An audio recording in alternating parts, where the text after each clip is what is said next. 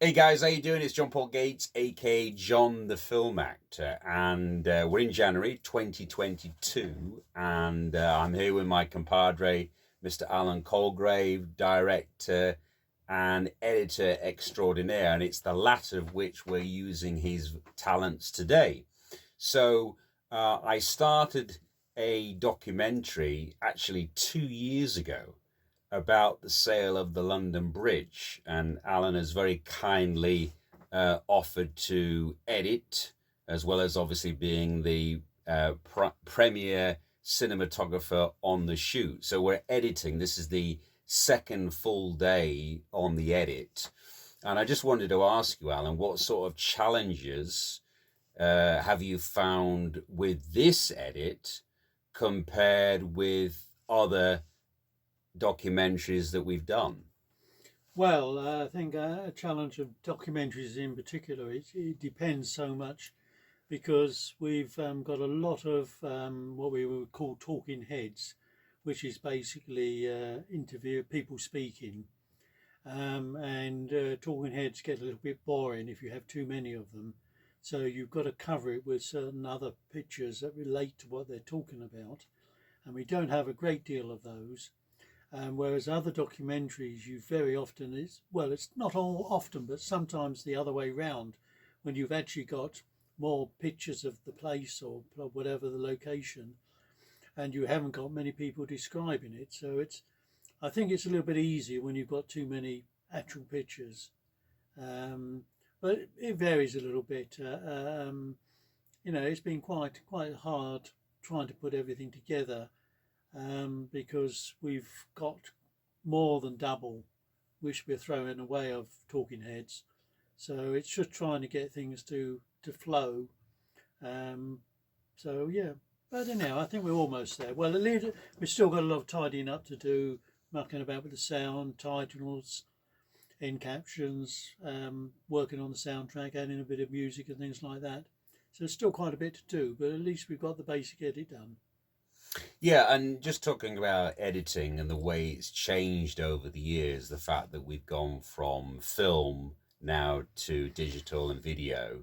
And I think we were remarking that, it was so difficult for those negative cutters in the day when they were, physically splicing one piece of film onto another. Whereas now with digital, it can be done within seconds. And also, what's more important is that with it being digital, if you make a mistake, you're okay. Whereas if you made a mistake when you were splicing one piece of celluloid to another, then that was it, never to be seen again. So, just talk to me about those kind of challenges, in terms of from Well, your going back to the perspective. film days, I didn't Just have hang a on a minute, I've just got a phone call. Just decline that. It's all right. okay. Going back to the film days, which I didn't have a lot of experience of, but I had some, and it depended very much. I mean, sometimes you would shoot Ektachrome, which is a reversal film, and you would be editing the actual master. And of course, if you cut something in the wrong place, you've still got the cut. If you go up the next step, you shoot in negative. You would have normally they would run off a black and white print of your color negative, which you would edit with, and that had age numbers on it. And then you would hand it to a negative cutter who would have all the negatives there, and he would produce he would produce two rolls, but I won't go into that detail why two rolls.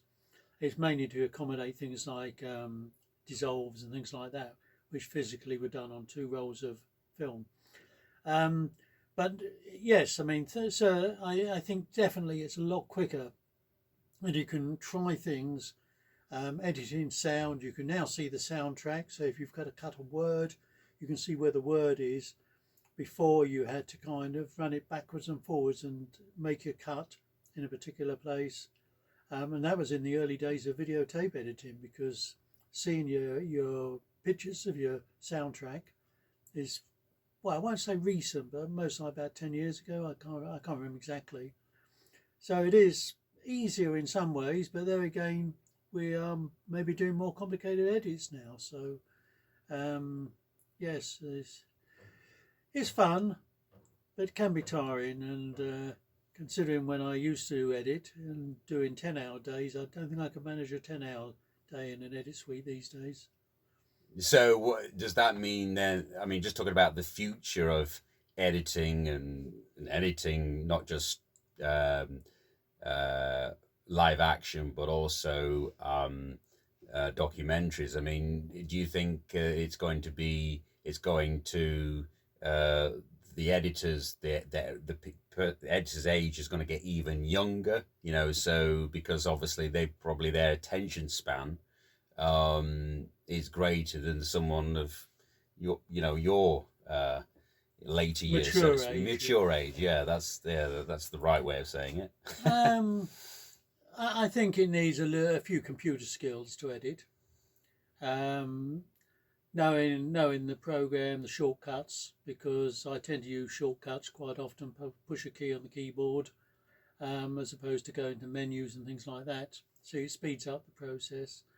Younger, yes. I mean, I think people will get used to it quite quickly. I mean, my grandson wanted to try some editing, and this is when he was, I don't know, 10 or 11, I think. Showed him how to use it, and 30 minutes later he was editing himself. Wow. Whereas if I had to educate somebody, should we say, I don't know, retirement age, it might take a lot longer. And I think it's because people have not been brought up on film and don't think in film terms. So it is a little bit different. Absolutely. Okay. Well, there you have it, guys. An interesting historical look on the world of editing, whether it be features or documentaries. So, as I say, if you'd like to subscribe, please do so. Just click on that button on the right-hand side. And Alan will probably also tell you, by the way, the jumper he's wearing, he's not being paid by Lidl, Mr. Lidl, to promote supermarkets or little supermarkets across not only the UK but also Europe. Funny enough, when I came through the door, I thought I was still at we were still at Christmas because I thought it was a Christmas jumper. It is a Christmas which jumper. effectively it is, yeah. But of course it has little over it as opposed to Merry Christmas, so that's why I got confused. But bearing in mind, let's face it, arguably Lidl are one of the premier supermarkets, and they certainly compete with the likes of Sainsbury's, Tesco's, Asda's now, in terms of the quality of their food, and also it's obviously a lot less costly. I mean, it sounds as though I'm actually doing a corporate profile for Lidl, aren't I? Anyway, but that's another issue. Anyway, as I say, guys, interesting look into the world of editing by someone who's been doing it for a lot of years. As I say, John Paul Gates, aka John the Film Actor. If you'd like to subscribe, you know what to do. And I'll see you on the next one. Bye-bye.